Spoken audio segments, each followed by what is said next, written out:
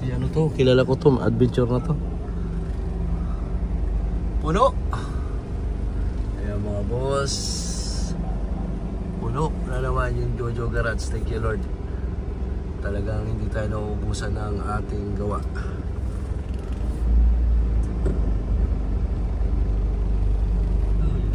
Ay. Kararating na natin galing shop. Pagdating natin sa shop, uunahin natin itong Toyota Vios na 2.6. Lagi raw naka-check engine pag pinapasok sa drive. Toyota Vios natin. Ito yung Toyota Vios na ginagawa natin. Problem nito, laging may check engine. Tapos nakakaramdam ng shift shock. So upon scanning, so pag-scan natin, ang problem niya ay shift solenoid. So ayan, binaba namin kaagad yung kanyang solenoid or valve body para ma-check. So tatlong solenoid po yung may problem sa kanya. Ito. Ayan, narinig nyo yung solenoid na gumagana mga boss Lumalagitek. Ito na yung valve body na binaba natin dito sa Toyota Vios na automatic transmission.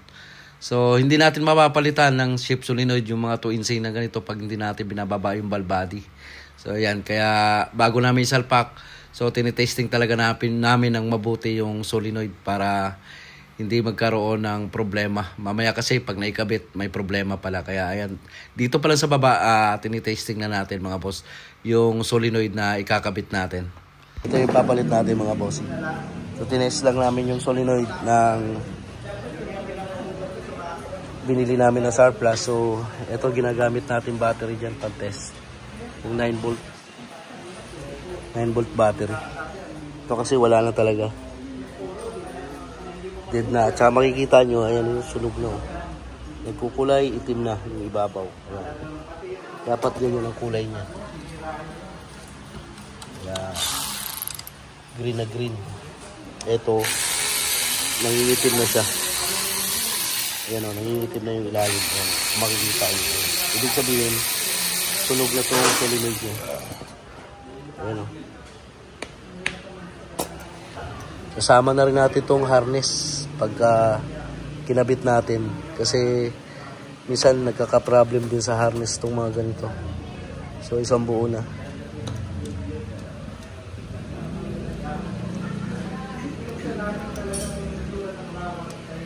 Hawakan ko. Ayan o. Ang ganda pa ng ano o. Walang kasunog-sunog o. Sa video. Ayan o. Ayan o. Compare mo dito. Kulay nito. Sa luma niya. Yun. Tapos na nga na isalpak yung solenoid natin. Ngayon itatry natin mga boss kung mag-check engine pa. Kasi ito dati pag in-start mo, pagka medyo uminit na siya, mga 5 minutes to 10 minutes, ayan, check engine na kaagad siya. So, binabato niyang code lagi, yung shift solenoid. Kaya ngayon, pinalitan na natin, titingnan natin kung lalabas pa yung check engine. Ikaw magsukat doon. I-drive ko. Start na tayo mga boss dito sa ginawa natin shift solenoid.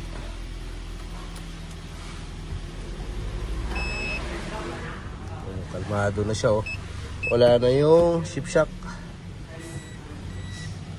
Natin shifting. So 2 oras na to naka-andar mga boss. Yan. So wala nang check engine. Dati kasi bumabalik agad. Yan. Yan normal shifting yan. 2.5 yan sa mga 100 na.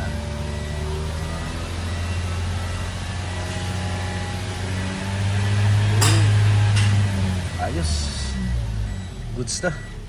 So, ngayon mga bossing, road test natin yung pinalitan natin ng shift solenoid. Wala na siyang shift shock or kaldag. Ganda na shifting nyo. Seatbelt lang tayo. At nag-iingay ito, ganito. Yes.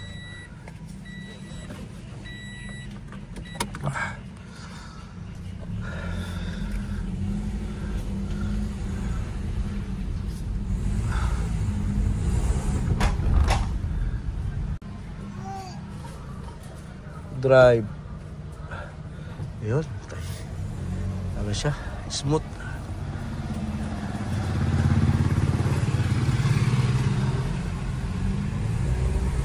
Kung may mga ganito rin kayong problema na nagkakaroon ng check engine tsaka ship shock, so baka ship solenoid na rin yan, kagaya nitong ginagawa nating Toinsay. Ayan, pa-scan nyo lang mga boss. Hindi lang tayo makatakbo ng medyo matulid dito kasi nasa village tayo, no. Ramdam naman natin na maganda yung shifting, walang ship shock, so walang check engine tulad ng sinabi ko kanina. So pag mainit na siya, saka siya ng check engine dahil sa kanyang ship solenoid, talagang nakita nyo naman sunog. So ngayon goods na. Tagal natin pinaandar to, tapos tinatakbo-takbo natin dito, so hindi na lumutang yung kanyang check engine. Okay na to mga boss. Pwede na nating i-release tong ating Toyota Vios.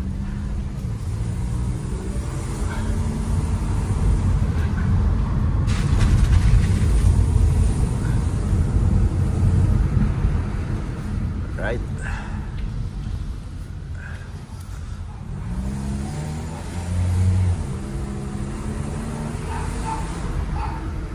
Ganda ng shifting niya pag nagpalit ng gear.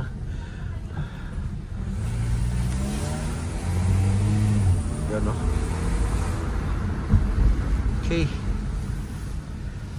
Ayan, habang nagro-road test tayo, shoutout nga pala kay Albero Arbobet. At shoutout din kay G-Joms 89. Ayan, salamat sa suporta nyo mga bossing.